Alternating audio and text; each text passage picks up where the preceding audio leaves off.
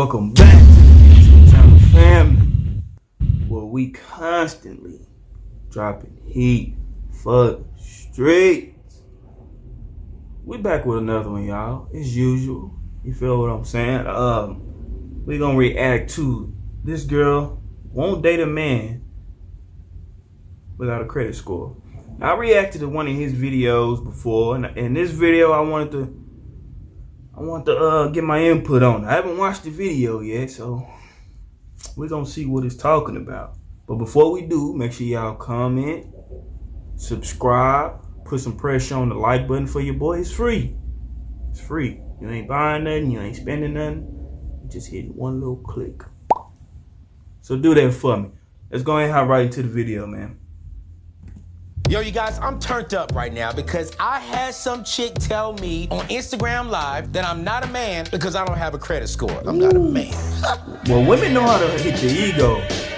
They know how to hit a man's ego, boy. If today's your first day rocking with your boy, thank you so much for being new to the channel. My name is Anthony Oneal, and I have a huge passion with helping young people reach and accomplish all of their dreams and all of their goals. And today we're going to talk about what is the importance of a credit score. Can you believe some woman told me that I am not a man because I do not have a credit score? She was on Instagram Live and she's some financial expert, what she calls herself. I've never heard of the young lady, and I'm not going to speak negative about her, but she has her head kind of messed up a little bit. She was saying, hey, I wouldn't date a man who has bad debt. So I asked the question, you believe that there's good debt? What is that? And she went on to say, you know, good debt is a car loan with a low balance. Credit card, but you don't carry a balance on it. Good debt is student loans. Good debt is a mortgage. And I simply say, you know what? I disagree. Yeah. I believe debt is debt, and debt is not good. I asked her a question. So would you date a man who does not believe in credit cards or being in debt? He pays for everything cash like your boy. She went on to say, heck no. I cannot date a man who does not have a credit score. You are not a man.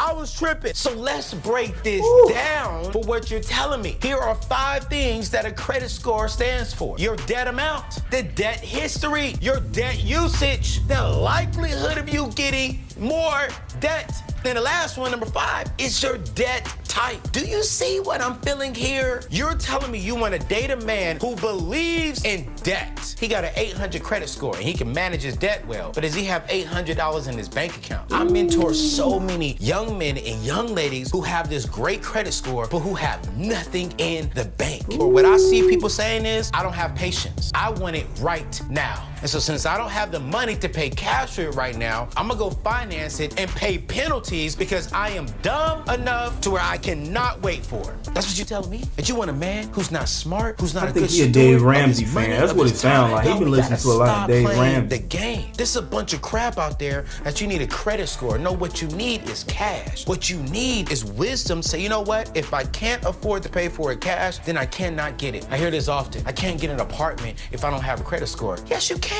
Are there some apartment complexes that will not rent to you? Yes. I ain't gonna lie to you, but there are a lot that will. Now, here's the thing. I'm not saying you're gonna have bad credit, but if you have no credit and you have a savings account, there are a lot of apartment complexes that will gladly rent to you because they see that, wow, this young man has money. A lot of people say, you know what? If I don't have a credit score, I can't get a house. We're in my office. I do not have a credit score. You can get a house. Once you get out of debt, go ahead and set 3 to 6 months aside for your fully funded emergency fund. And then there's this thing called 3B. 3B is we want you to save at least 10 to 20% to put down on your home. If you can put down 10 to 20%, there's this thing called manual underwriting. You can get a home with no credit score, with a large down payment, and you could do this thing right. But let me be real with you all. Is this lifestyle easy? No. Will you have to watch your friends pull up with the latest and the greatest things? Absolutely. But you know what? When life hits, because life will hit, who's gonna be in a better position then? You with a large savings, with no debt, or people with a bunch of debt with a great credit score? You are. You ain't gotta date me. I don't have a credit score. I'm not a man. You're right. I'm a grown man. Yeah, I hear you, bro. I'm a grown man. Life. Let me ask you a question. Comment below. Can you date somebody who doesn't have a credit score? It's your boy. I got to go. Peace. I'm gonna say this. I agree with him, and then I disagree.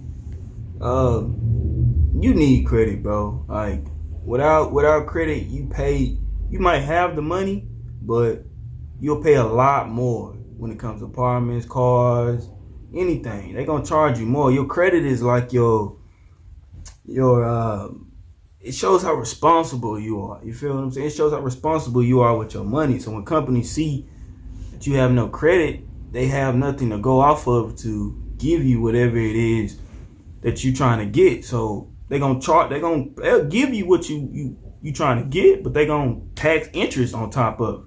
You know what I'm saying? This is coming from a person who had bad credit and built their credit back up. This is coming from me who had no credit. You feel what I'm saying? I know.